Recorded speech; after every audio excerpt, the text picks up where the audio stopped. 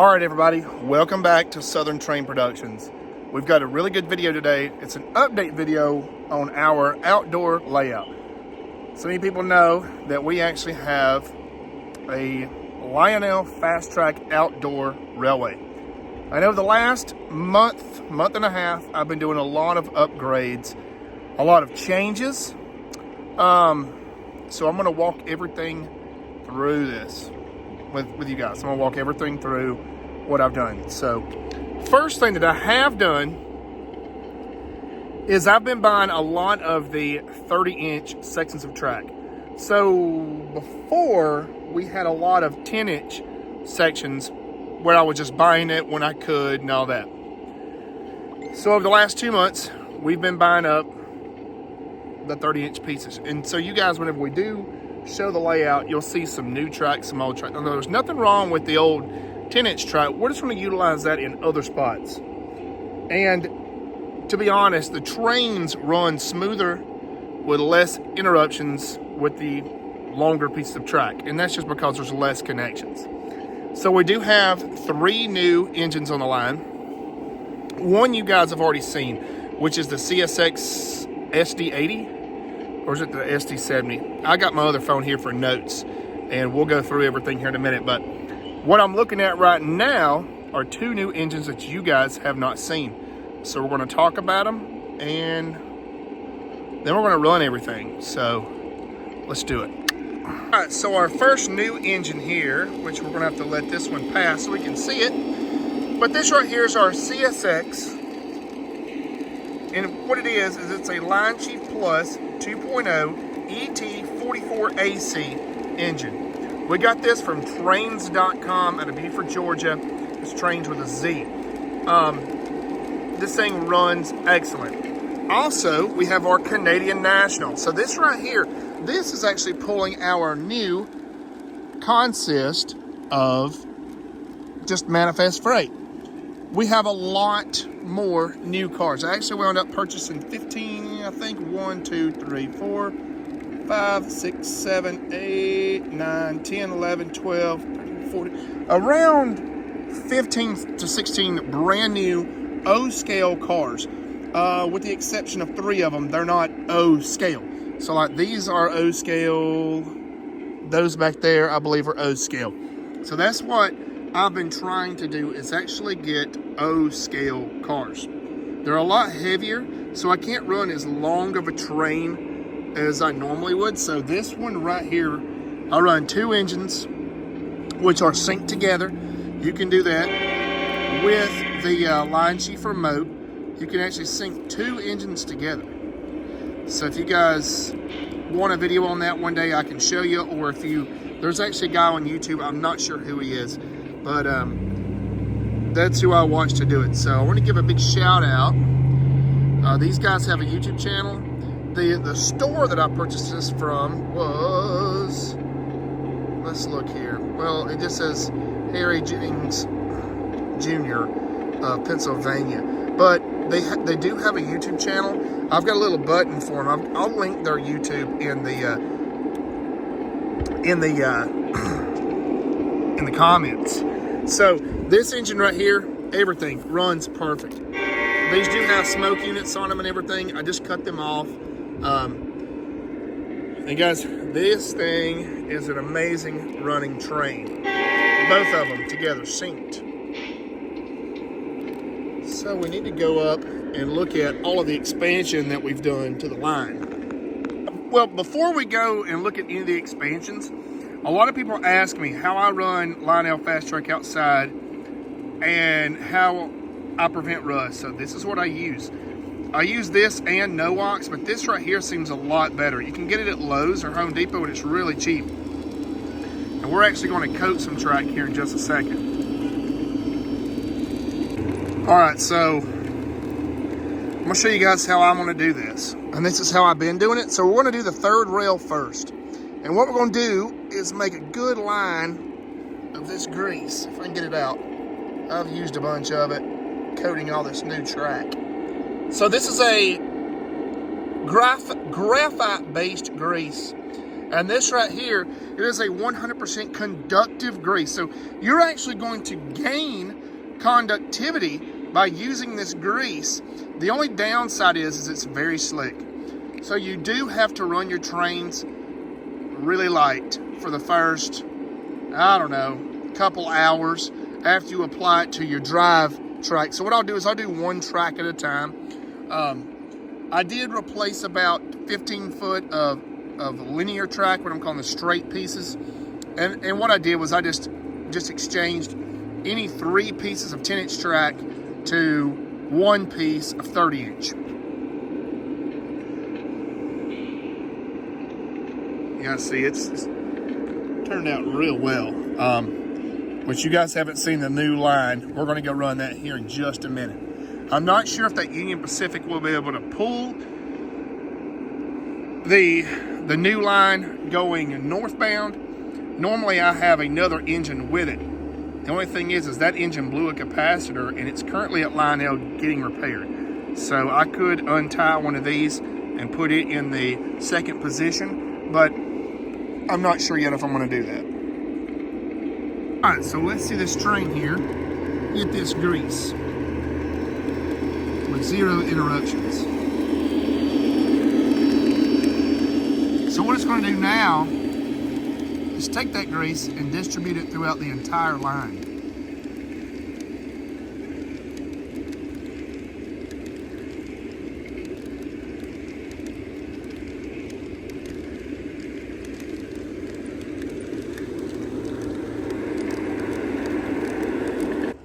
All right, guys, so the layout essentially is finished. I'm not planning on building this any larger. The only thing I'm going to do now is start the landscaping process and making this look really good in like a town. Like right here, we have our little industrial spur where we have cars parked that are not utilized right now. Once we get our engine back from Lionel, whenever it's not running in tandem with this train, it'll be pulling around this consist. One thing I am going to incorporate is a longer tunnel, possibly over here, and I'm going to show you guys that here in a minute. But let's go ahead and take a walk around the line, and I would switch this track out right here, and I would start running this train up our newer line, but I'm going to explain to you guys why I'm not right now at this very second. So the reason I'm not is really we just don't have enough motive power. To climb this grade right here, it requires a DPU. I calculated out the grade, and it's right about 5.5%, which is an incredible grade. I mean, that's really steep. If you guys are familiar with like the Saluda grade, then you'll know exactly what I'm talking about. It's pretty large.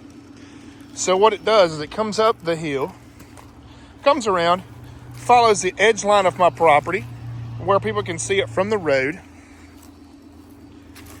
and then it ties back into the line right back here. So you guys remember, we did have a piece of track that looped our interior loop with this other piece of track here, or our large loop essentially.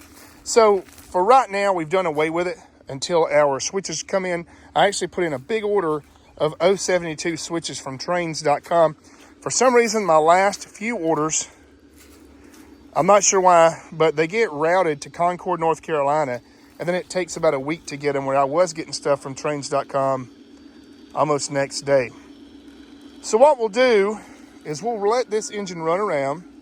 We'll get it into a position in which we can side it, and then we'll break out the 2 newest engines, and we're going to go ahead and run it up the new line and our crossover track here, which you guys haven't seen yet. So whenever everything is functional, so this track right here, this is an 036 turnout, which the trains do not like. I mean, we have to have an 072. Guys, I'm just waiting on the switch to get here. I expected it to be here Saturday. This is Monday now, so you guys can tell it's pretty late. That's why our joints aren't exactly correct and everything, and that's because I have it set up for the 072. Once they get here, we're just waiting on the parts. Then what I'll do is I'll eventually order another Y and put one in here, back into this, but what I'm going to do is come out straight right here. So what I'll do is I'll get like a left hand, or maybe a right hand 072 turnout, replace this small piece of track where the trains are actually coming straight through here. They'll tie in, and that way we can just have another loop like it used to be, but it won't have the severity of trying to like switch back up and all that. So it's planned out now. So before in the past, I just kind of put stuff out here and just hoped that it worked. But now my main objective is to keep what I have, but to make it reliable. I want to be able to cut a train on, go to town, and just let it run. I not have to worry about a derailment. Right now on the interior loop, we finally have that. And you guys can see all of this track through here has been 100% replaced. And it's not because the plastic broke down, because people always commented, oh, that plastic will never last, it'll never work, it'll never all that. But the problem is like your connection pieces. So if you have, let's say 30 connections, and you can cut it down to, let's just say half that, 15, that's 15 less chances that you're going to get a spot, like a dead spot in your track. So before it was reliable, but right now we've made it even more reliable.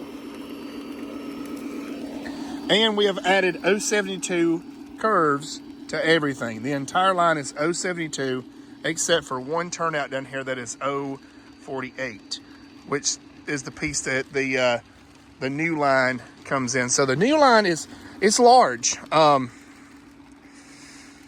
And the only thing about it is it's got a lot of steep gradients. So I did say we're going to get this train somewhere safe. This train is actually running off of a cell phone.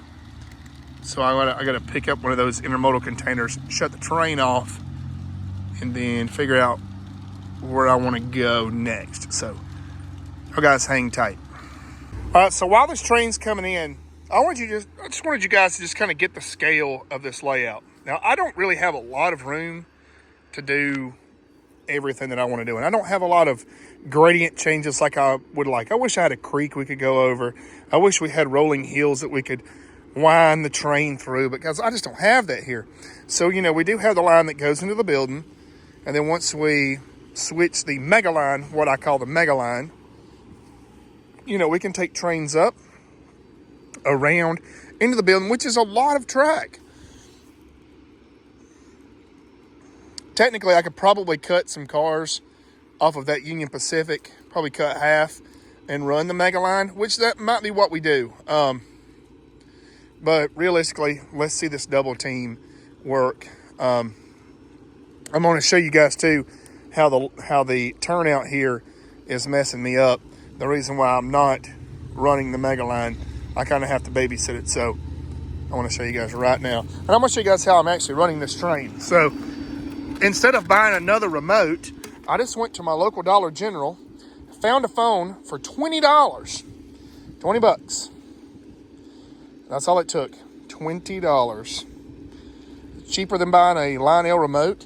It's an old Android phone, like a Motorola something. And you know what? It works. So once we clear this switch, we'll be clear to depart. So here we go. Let's go ahead and start slowing it down.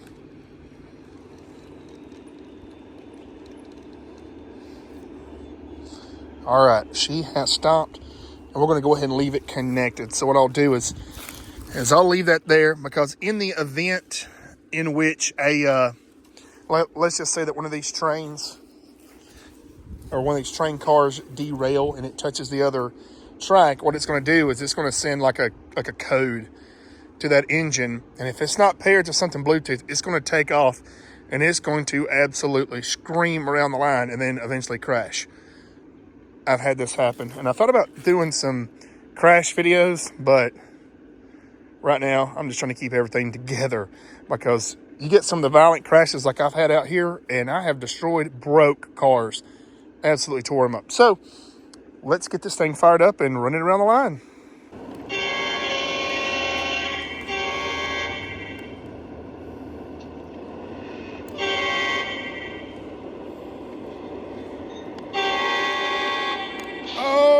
a misaligned switch. Good thing we caught that. Eventually, everything is going to be electrically controlled switches.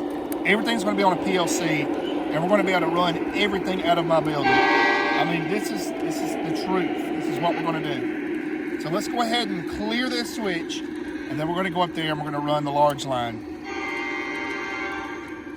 The only thing that I dislike about running these engines in tandem like this is that both horns blow at the same time, which it just makes it sound funny.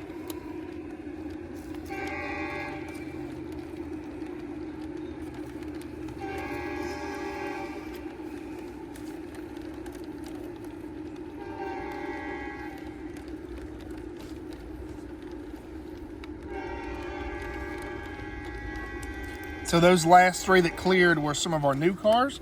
That's a new one, that's a new one. I actually lost the logs for this one in a derailment. I gotta find them. New. And the mobile car back here is new. The Chevron car was new and was perfect, but it got extremely damaged in a derailment. If I can find the picture, I will post it. I literally was running a train last weekend, and I went in the house for about 10 minutes. I'm not sure what happened, but it was a catastrophic derailment. We're talking like bad.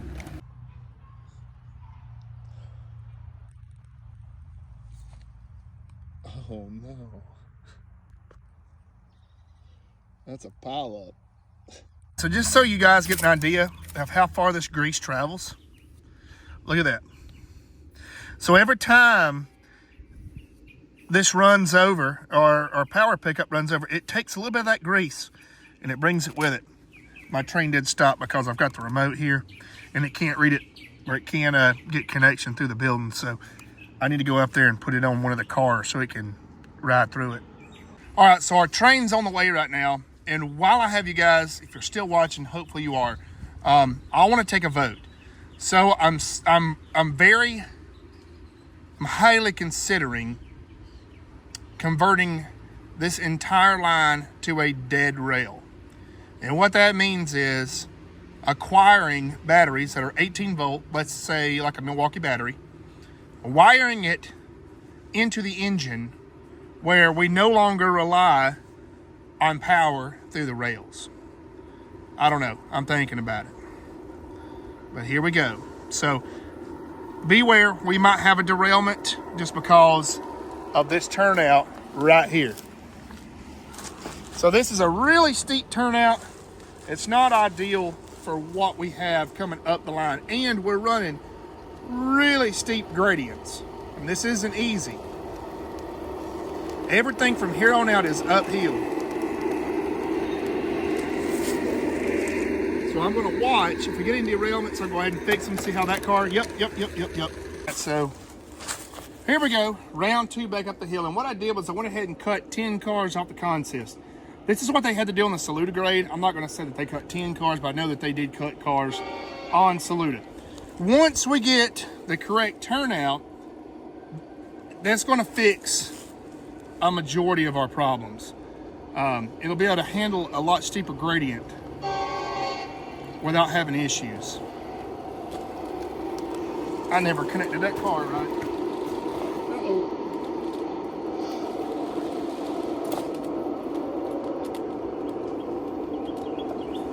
So this car here is really light and I don't have the top on. So the problem is, if I don't have the remote in there for the added weight, it won't run right. I would get rid of that car, but it works good to hold the remote. Good Lord, I hate this car. So normally I don't have this many problems, but being that I'm filming, I'm going to get problems no matter what. You guys can see how steep and severe this curve is. That's not good. And going uphill, really not good. So we've cleared that. Now we're going to start our uphill ascent.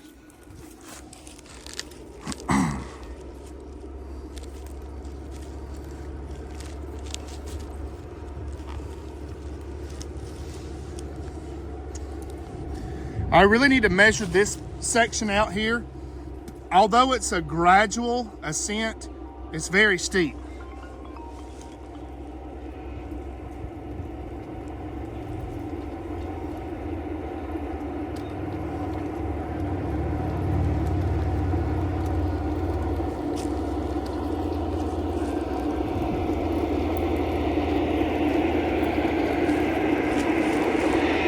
All right, hold on. I just found a problem while we're out here. So I don't have this entire track completely ballasted yet. This is a new line. Like, I'm in the process of building this line, so we have a lot of negative degree curves in it, which is not good for any railroad. You want to be able to put bank in it. And we don't have that on curves like this. So I'm gonna show you guys what happens. And this is just a part of building one of these railroads. You gotta be able to find all the problems. And this is all 072 curves too.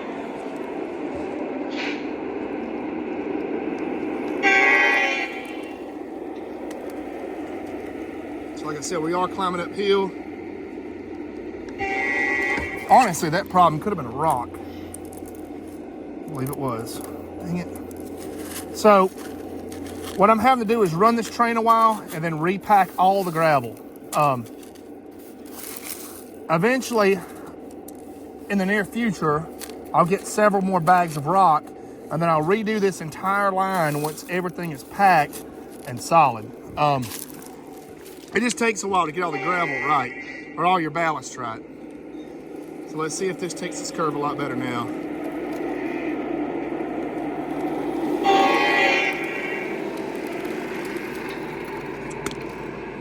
So it's jumping out right there. I'm not sure why. Let's take a look at that.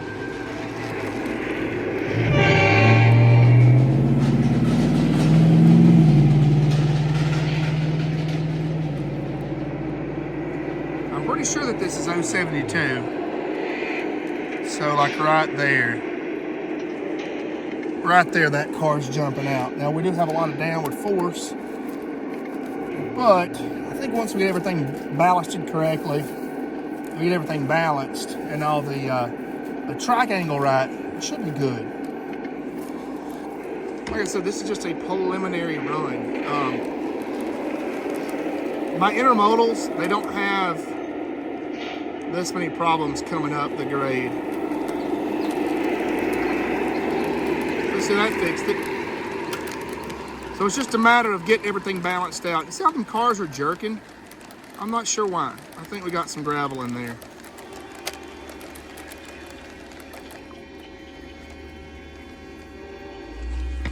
Yeah. All right. All right, let's go run this thing downhill. So once we climb our grade, it's pretty much smooth sailing.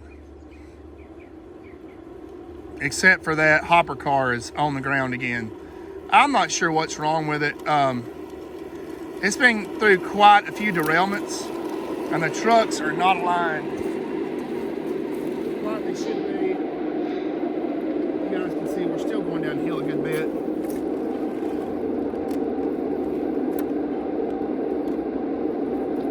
Jeez. I mean, I like that that gondola, but it sure has problems. It only runs well when it's got a lot of weight in it. Now, like I said, our interior loop, it's perfect. Flawless, no issues at all.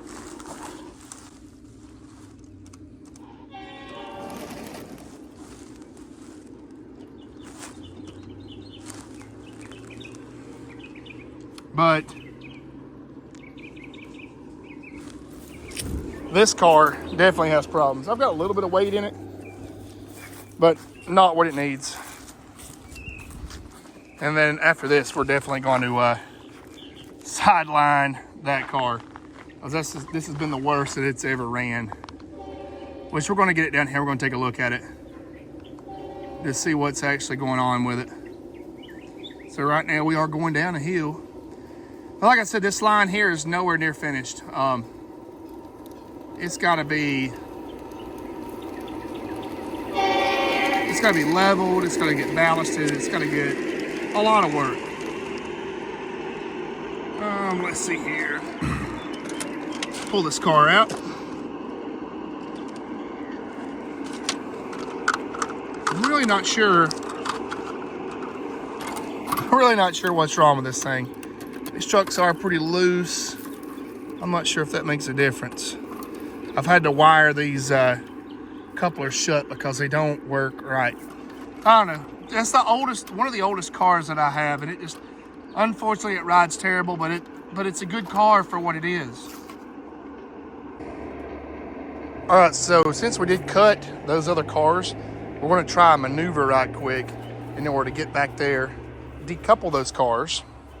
We'll run that train right there past the switch.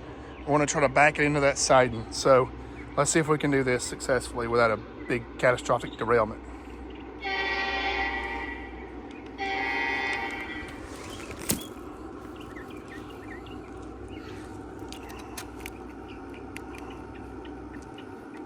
Like I said, right now this is not wired up as I would like. These 072 switches are really finicky. I'm not a big fan of them yet. I mean, I like them, but they're a little aggravating.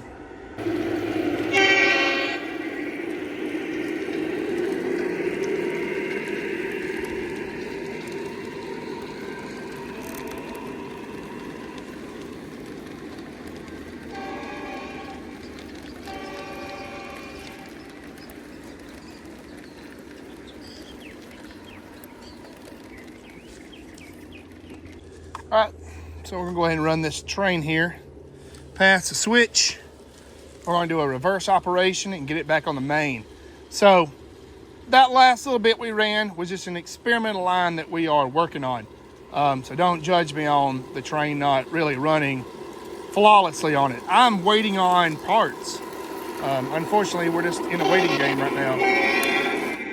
Uh-oh. Yeah, that switch kind of sucks. Which that switch is going away, like I said, and maybe tomorrow if my parts get delivered. Because it's all bad. Like this section, or this turnout, and then a couple of pieces through there, the track's just, it's just no good. Let's see here. Let's get it switched. I'm gonna do a reverse operation here and get this train back on the main. And like I said, once all my stuff gets here, we're gonna fix all this right. It's just a waiting game now.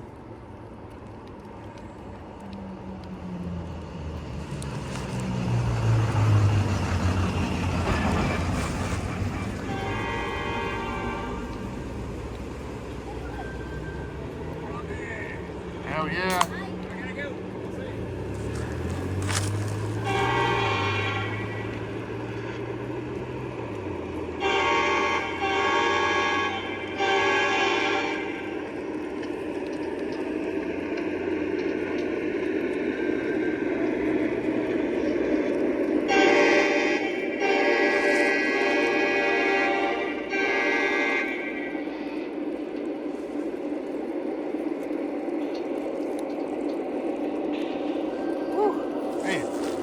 Some bad track through here, and it's not that the track is necessarily bad, it's just it's not leveled yet. I'm not going to spend the time to level track whenever we're waiting on all the replacement, because this is actually going to shift one way or the other. So let's go hook this train back together.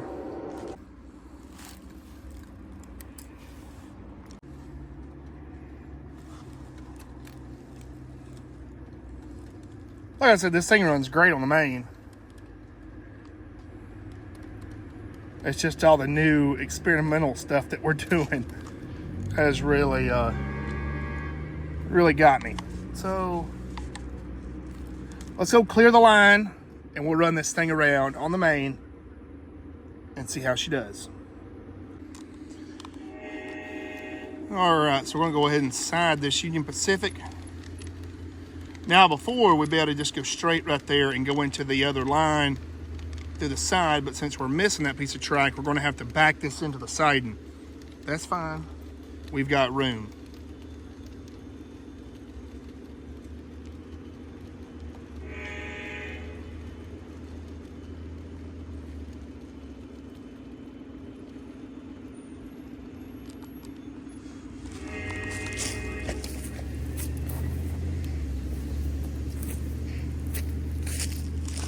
Now, I don't want people to think that this is an unreal operation here, because I actually have a YouTube video of Norfolk Southern shoving 5 miles into a siding at Cheney, which is in Seneca, South Carolina. They shoved a train that was actually dead. It was 243.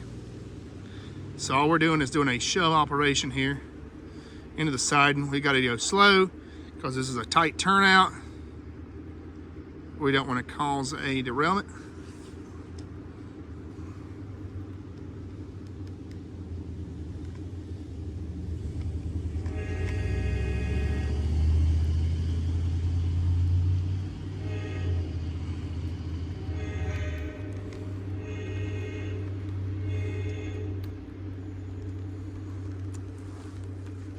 And really, this intermodal train here, it runs really well. It's actually good. It's a good train.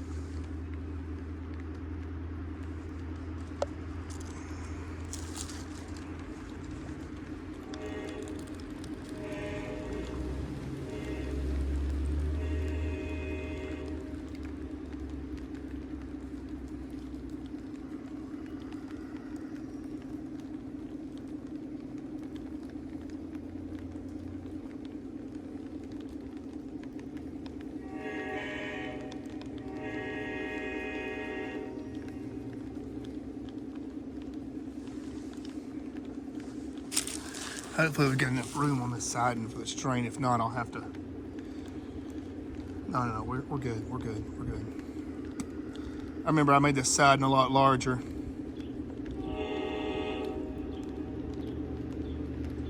Normally we'd be able to run it all around, but since we had the line fouled with those cars we had to cut, we weren't able to run the train around in order to side it the correct way. So we are 100% on the siding. Now let's run this big manifest train.